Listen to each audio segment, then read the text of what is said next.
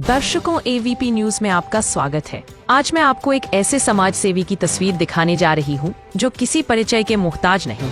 Bharatiya Janata party के मंडल उपाध्यक्ष Manoj Thakur ji, Jain colony Barwala Bawana विधानसभा, जिन्होंने समाज के लिए अपना तन मन धन सब कुछ लगा दिया है।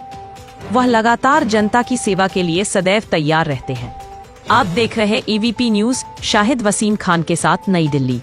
दर्शकों, एक जो आपका स्वागत है। इस समय आपको बवाना विधानसभा की तस्वीर दिखा रहा हूँ। हमारे साथ मौजूद है भारतीय जनता पार्टी के एक ऐसे युवा नेता जो किसी परिचय के मोहताज नहीं, जिन्होंने भारतीय जनता पार्टी के लिए अपना तन मन धन सब कुछ लगा रखा है। तो हमारे साथ मौजूद है भारतीय जनता पार्टी के युवा नेता मनोज ठाकुर जी, मंडल अध्यक्ष। तो सबसे पहले आपका स्वागत है एबीपी न्यूज चैनल में। आपके चैनल के जितने भी सब्सक्राइबर हैं, जितने भी व्यूअर्स हैं, सबको बहुत बहुत धन्यवाद और आपका स्वागत है जी। मनोज ठाकुर जी, आज हम बात करेंगे बवाना विधानसभा के अंदर रविंद्र इंदिरा जी विधायक है और मंत्री बने हैं। उनकी एक मिसाल कायम है, जनता दरबार लगाते हैं, जनता की समस्याओं सुनते हैं। उनके बारे में क्या कुछ कहना चाहेंगे आप? देखिए, रविंद्र जी के बारे में जितना कहा जाए बहुत कम है। मैं तो व्यक्तिगत तौर पे कम से कम पिछले 6 साल से, जब 2020 का चुनाव हुआ था, तो हम लोग तो बड़े जैसे व्यक्तिगत तौर पर उनसे जुड़ा हुआ था।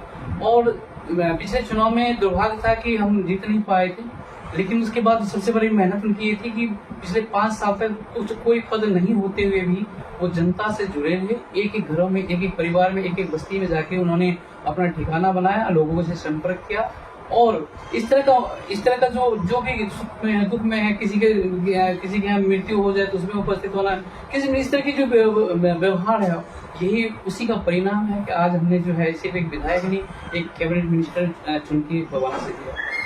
अनुपात, सबसे पहले हम बात करेंगे, आप भारतीय जनता पार्टी के युवा नेता हैं। आपने पिछले कई सालों से भारतीय जनता पार्टी के लिए अपना तन मन धन सब कुछ लगा रखा आपने जी।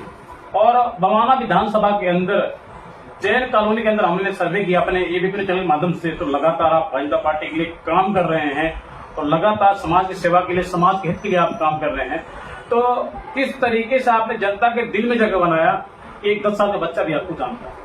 सबसे पहले मेरा आपसे यही सवाल है कि जनता के दिल में जगह कैसे बनाया आपने? देखिए, क्या होता है, रोजमर्रा के जीवन में जरूर हर जगह पॉलिटिक्स नहीं होता है, व्यवहार होता है। तो जब हम अपने लोगों से मिलते हैं तो उनकी समस्याओं को देख के, देखिए मेरे पास ऐसा नहीं कि मेरे पे चलाने से उनका समस्या का समाधान हो जाता है। लेकिन ये होता है कि हम जिस माध्यम से हम अपने, अब चूंकि अब तो हमारे पास ट्रिपल इंजन की सरकार है, तो हमारे पास पार्षद भी हमारा है, अब विधायक भी हमारा है, सांसद भी हमारा है। तो जो काम जिस माध्यम से हो पाता है उनसे हम करवाने के लिए, जहाँ पार्षद की जरूरत होती है हम उनको पार्षद को सामने लेके जाते हैं, जहाँ पे विधायक की जरूरत है तो रविंद्र जी को लेके जाते हैं, और जहाँ सांसद योगेंद्र चंद्रोलिया जी की जरूरत पड़ती है तो हम योगेंद्र चंद्रोलिया जी का बहुत सारे काम, जो भी जनता हमारे पास आती है, मैं ये तो नहीं कह सकता कि सारे काम हो सकते हैं, क्योंकि कुछ लोगों की एक्सपेक्टेशन बहुत ज्यादा होती है और वो हो भी नहीं सकता। लेकिन हाँ, जो भी बेसिक काम है उनके लिए हमारी जो ट्रिपल इंजन की सरकार है वो काम करती है, और उसे हर स्तर पर, चाहे वो लोकल पे हो, विधानसभा लेवल पे हो या जो लोकसभा लेवल पे हो, सारे काम हो जाते हैं। और ठाकुर जी, किस तरीके से मोदी जी की नीतियों को जन जन तक पहुंचाया आप लोगों ने? देश के प्रधानमंत्री नरेंद्र मोदी ने विधानसभा चुनाव के अंदर कहा था, अब नहीं सहेंगे, बदल के रहेंगे। वाकई में एक इतिहास कायम किया, जैसे युवाओं ने, आपकी भारतीय पार्टी के कार्यकर्ताओं ने इतिहास कायम किया, क्योंकि दिल्ली में 11 साल से आम आदमी पार्टी की पूर्ण बहुमत सरकार थी। बड़ा मुश्किल काम था, कठिन काम था। किस तरीके से मोदी जी की नीतियों को जन जन तक पहुंचाया आप लोगों ने? देखिए, पिछले 11 साल से जब केजरीवाल की यहाँ सरकार थी, जो दिल्ली की दुर्दशा थी, आप लोग आए थे, आपने जैन कॉलोनी का हाल देखा होगा, क्या हाल हो गया था। पिछले 11 साल से उन्होंने कुछ काम नहीं किया था। और ये जो अभी जो देख रहे हैं नालियां और ये जो काम प्रोसेस में है, ये माननीय विधायक जी के सहयोग से उनके जो पुराने वाले टेंडर, 3 साल पहले टेंडर निकले थे, उस टेंडर को अब जाके काम पूरे, जबकि उन्होंने एनओसी लेके हैंड ओवर देके केजरीवाल उनकी पेमेंट कर दी है, लेकिन विधायक जी ने जो है अपने प्रभाव से उन कामों को दोबारा से स्टार्ट किया है। और आप अगर पीछे जाएंगे, जैन कॉलोनी के जो पिछले वाला भाग है, उनकी नालियां, सड़कें, गैस कनेक्शन हो गया, नालियां बन गई हैं, सड़कें बन गई हैं, बिजली की तो खैर समस्या थी नहीं। तो ये समस्या हुई। अब आपने कहा कि मोदी जी की हमने, क्या होता है कि हम लोग एक पैनल में काम करते हैं, संगठन के लिए काम करते हैं, और हमने काम को डिस्ट्रीब्यूट कर रखा है। हमारे पास जो पन्ना प्रमुख है, हमारे पास शक्ति केंद्र है, हमारे पास जो बूथ की कार्यकारिणी है, या हम वो कहते हैं मंडल की कार्यकारिणी, हमने पूरी टीम जो है, टीम वर्क के हिसाब से एक एक बस्ती के अंदर में गए, एक एक घर में गए और जो मोदी जी की योजनाएं थी हमने घर घर तक पहुंचाया। और उसका परिणाम है कि लोगों ने उन योजनाओं को देखा और उनको लगा कि भाई भाजपा वाले जो कहते हैं वो करते हैं और उनका परिणाम उनके सामने। मैं आज बात करूंगा दिल्ली की मुख्यमंत्री रेखा गुप्ता जी, लगातार हिमाचल पर इंटरव्यू चल रहा है। उन्होंने कहा था अपने एक हमारे इंटरव्यू रचन पे, उन्होंने कहा था कि आम आदमी पार्टी आपदा पार्टी, घोटालेबाज पार्टी है। क्या दिल्ली की मुख्यमंत्री रेखा गुप्ता जी जो कह रही है वो सच है? बिल्कुल सही कह रही हैं और वो कोई नई बात नहीं है। आम आदमी पार्टी उन्होंने जिस तरह से उन्होंने वो शीश महल बनवाया था और जिस तरह से जनता के पैसे को उन्होंने लूट खसोट की थी, वो आज सबके पब्लिक के सामने में है। जनता ने उसका जवाब में उनको जो घर बिठाया है। आज देखिए तो केजरीवाल पिछले 6 महीने से टीवी पे नजर नहीं आ रहा। वो इसलिए नजर नहीं, किस मुंह से आएगा वो? उन्होंने जो जनता को लूट खसोट किया था वो जनता का अपन से जवाब मांग रही है, तो इसलिए अब वो यहाँ से पलायन करके जो पंजाब जा चुका है। और दिल्ली में मुझे जहाँ तक मेरी नॉलेज में पिछले 6 महीने से कहीं देखा नहीं गया। मनोज ठाकुर जी, मेरे लाखों हजारों करोड़ों दर्शक आपको देख रहे हैं। दिल्ली की मुख्यमंत्री रेखा गुप्ता जी पहली एक ऐसी मुख्यमंत्री हैं जो लगातार 2 देर रात को सड़क पर होती हैं, रोड पर होती हैं। क्या कुछ कहना चाहेंगे? देखिए, रेखा गुप्ता जी अभी दिल्ली की सीएम बनी है। इससे पहले हमारे उत्तर पश्चिम जिला का जो है प्रभारी हुआ करती थी और व्यक्तिगत तौर पे हम जब चुनाव के प्रचार के लिए हम जाते थे तो हम लोग टीम भर के उनके साथ में जाते थे। उनका जो लोगों से लगाव था, उनका जो काम करने का तरीका था, वो हम लोगों के दिमाग में अभी तक वो छाप छोड़ा हुआ। और सिर्फ ये तो एक छोटा सा एग्जाम्पल था। इसी तरह से उन्होंने जो जहाँ से वो बिलोंग करती शालीमार बाग विधानसभा से, तो वहां पे भी लोगों से इस तरह से उनकी पकड़ है और इस तरह से उन्होंने लोगों का काम किया है, जिस कारण से जो है उनको एक चुनाव में जीत मिली। ऊपर से रही पार्टी जो है वो सारे एंगल से हर आपके काम को देखती है। हो सकता है कुछ देर के लिए कुछ लोग बड़े नेता छोटे नेता आपके काम को इग्नोर कर देंगे, पार्टी बड़े स्तर पर उनको देखती है और वही परिणाम है कि रेखा गुप्ता जी चुनाव से पहले तो शायद किसी ने नहीं सोचा था कि रेखा गुप्ता जी जो है वो दिल्ली की सीएम बनेगी, लेकिन ये भाजपा है, यहाँ पे कुछ भी संभव है। और जमीन से जुड़े हुए किसी भी लोग आपके जो कार्य है वो कभी भी रंग दिखा सकती है और इसका छोटा सा एग्जाम्पल रेखा गुप्ता जी।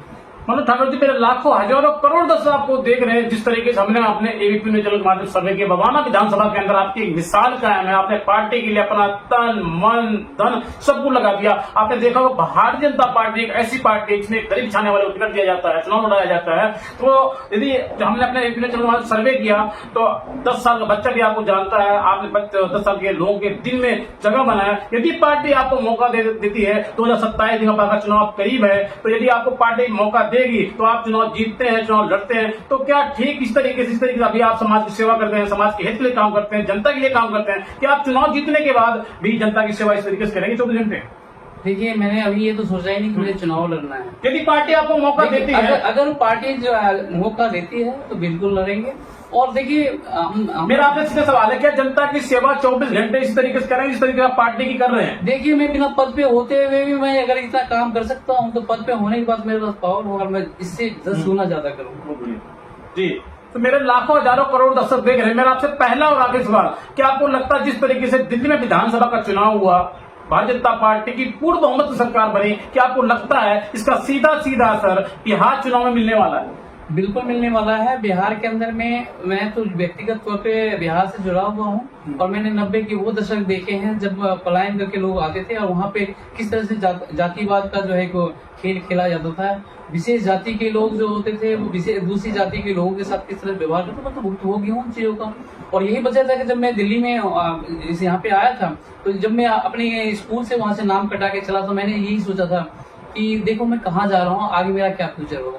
फिर मैं दिल्ली में आया। दिल्ली में आने के बाद जो है यहाँ की माहौल उस समय की अच्छी थी और हमने यहाँ एजुकेशन किया। तो जब मैं अब 2005 के बाद जब मैं बिहार जाता हूँ तो मुझे वो 90 के दशक वाले वो बिहार भी याद आते हैं, उस समय क्या था। और नीतीश कुमार जी के आने के बाद जो है बिहार का क्या स्वरूप बदला है, आज मुझे दिल्ली में और बिहार में कोई अंतर नजर नहीं आता है। मनोज ठाकुर जी, बिहार चुनाव के ऊपर देशवासियों को क्या संदेश देना चाहेंगे आप?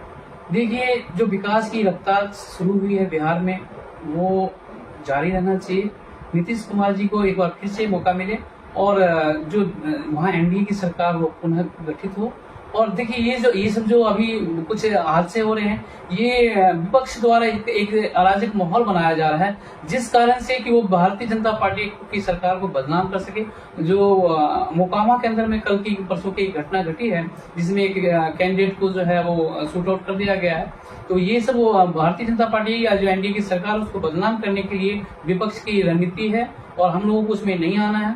हमने 2005 से लेकर अब तक का जो विकास किया है इसको आगे और बढ़ाना है, और नीतीश कुमार जी को जो है वो भारी मतों से विजय बनाना है। मनोज ठाकुर जी, आप खुल के बोलते बेबाक बोलते, इसलिए मैं आपसे सवाल कर रहा हूँ। मेरे लाखों हजारों करोड़ों दर्शक आपको देख रहे हैं, क्या आपको लगता है जिस तरीके से देश के प्रधानमंत्री नरेंद्र मोदी जी की मां को गाली दी गई विधानसभा चुनाव बिहार के अंदर, मां किसी की आपकी मां हो मेरी मां हो, क्या एक बहुत बड़ा दुखद और निंदनीय नहीं है? बहुत ही निंदनीय है, और ये अफसोस है कि वो भी उस धरती से मिला जहाँ सीता मैया की जन्म स्थान है, वहां से एक माँ को गाली देना कोई किसी के लिए शोभनीय नहीं है। और मैं एक बिहार के होने के नाते मैं इन सब की तरफ से, चूंकि मेरा कोई रोल नहीं है, लेकिन मैं तब भी चूंकि बिहार में जाकर उनकी माँ को गाली मिली है, इसके लिए मैं क्षमा चाहता हूँ कि बिहार में आपकी गाली ऐसा नहीं होना चाहिए। माँ तो माँ है, वो किसी की भी माँ हो। ठीक है, बहुत धन्यवाद समझने का आपका। तो दोस्तों, इस वक्त मैं आपको उसी तस्वीर दिखा रहा हूँ, हमारे साथ मौजूद थे भारतीय जनता पार्टी के एक ऐसे कर्मठ ईमानदार युवा नेता, और अगर बात करें साथ ही साथ तो भारतीय जनता पार्टी के मंडल उपाध्यक्ष है मनोज ठाकुर जी, जिन्होंने भारतीय जनता पार्टी के लिए अपना तन मन धन सब कुछ लगा रखा है, और आप देख रहे हैं एबीपी न्यूज। नमस्कार।